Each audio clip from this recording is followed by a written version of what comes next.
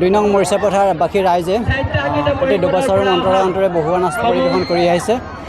ইতিমধ্যে আপোনালোকে দেখিবলৈ পাইছে গোটেই অঞ্চলতে লোকাৰণ্য হৈছে খুব এটা সুন্দৰ পৰিৱেশ।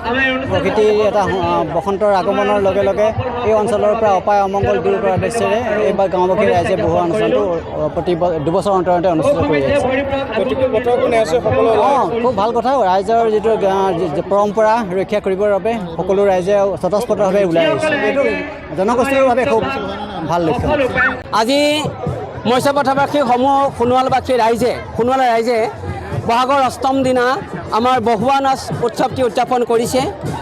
প্ৰতি 2 বছৰ অন্তৰতে এই উৎসৱ পালন কৰা হয়। ইয়াৰ মূল উদ্দেশ্য হ'ল আগন্তুক নৱবৰ্ষটি যাতে সুখ সমৃদ্ধিৰে ভৰি পৰে তাৰে কামনা কৰে। বহুৱা প্ৰতীকী আমাৰ সোণোৱালসকলৰ অৰণ্য জীৱনৰ এক প্ৰতীকী স্বৰূপ।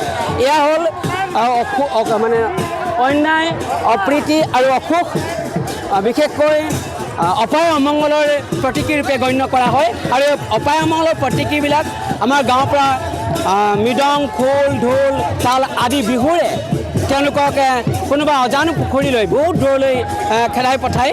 এয়া আমাৰ অৰণ্য জীৱনৰ এক প্ৰতীকী স্বৰূপে গণ্য কৰা হয়।